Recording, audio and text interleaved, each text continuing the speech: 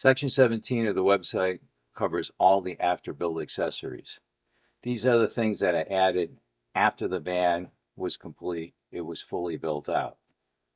These things didn't require building. They're really just things that made traveling much easier and much more enjoyable. This includes the full-time rear view mirror. In this video, I show installing the rear view mirror.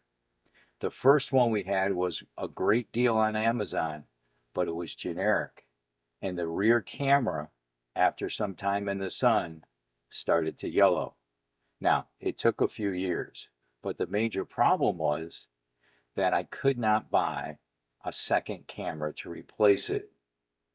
The connection on that generic camera was different than any of the replacement cameras I could buy. That meant I needed to replace the entire unit and rerun all the wires instead of simply replacing the rear camera. So this time I did more research and I made sure that there was a replacement camera available because the elements are going to beat up anything that's out in the sun. This time I did a lot of research on what brand of rear view mirror and dash cam I wanted, and I ended up buying the Wolfbox brand. Now, this is not a sponsored video, but it would be nice if you use the Amazon link in the description if you make a purchase.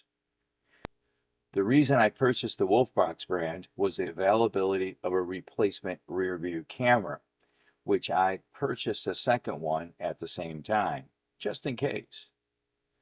Also, you could buy a bracket to mount the rear view screen instead of using the included rubber bands that would go over your existing rear view mirror. By using the bracket, it makes it a much more professional and long-lasting installation. Really, they should include these brackets with the unit. You know that if you just used a little rubber band to go over your existing rear view mirror, that rubber is going to deteriorate in the sun and fail after a couple of years. So I highly recommend you also purchase the bracket to go with it.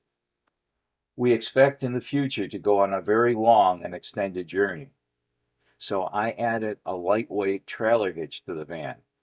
I did this specifically to add a cargo carrier so that I could carry extra fuel and water on our epic journey.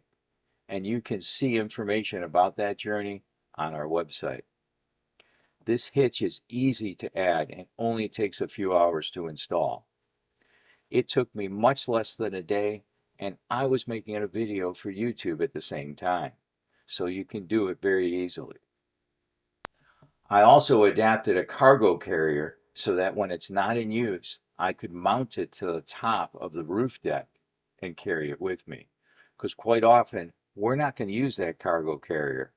I'm not going to keep it attached to the hitch on the back of my van when it's not in use. And I really only expect to use it when we're in Alaska and far reaches of northern Canada. Other videos in this section include my creation of an armrest for the passenger seat in the Promaster. If you sit in the passenger seat of the Promaster van, you'll realize that there's a great distance between your seat and the armrest on the door. There's a great hole right there. And my passenger, my wife, wanted me to create an armrest over there. And I thought I would just add an armrest to the chair itself. And I actually bought all the materials to do that. But then I realized that's not going to work because that seat swivels around. And what I expected to do would get in the way when we tried to swivel it.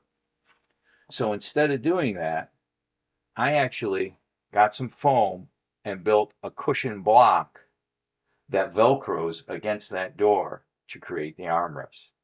And there's a detailed video on how I did that. Also, the stock speakers that come with the Promaster, well, they're not very good. So I replaced the stock speakers that are in the doors of the Promaster van. Now, they're also on the doors down by your feet. So even though I replaced them and upgraded those speakers, it wasn't good enough. So I added some speakers behind the headrest on the passenger and driver side. And you can check out that video. It has all the links to the supplies and materials that I used, and it dramatically improved the sound experience inside the van. And you know, that's pretty important when you're traveling thousands and thousands of miles across the country. So anything that's easily added after the build is going to be in this section of the website. Things like using an old cell phone to monitor your batteries, or adding a temperature sensor to monitor the temperature on the roof deck, the temperature underneath the van, and the temperature inside the van. And there's really no reason to do this other than curiosity, and that's why I did it. It's kind of interesting to be able to look on a screen and see that it's 60 degrees under the van and 95 degrees up on the roof deck. So I hope this video has helped you out and given you some ideas and some solutions to problems you might have. If you enjoyed this video, please check out my other videos. Use the links in the video description and on the website. Download the Van Build Guide, and hopefully you'll see some of my other videos. Thank you for watching, and hopefully I'll see you on the road. I wanna find freedom faster before the daylight turns to gray. I wanna find freedom faster and spend it all on today.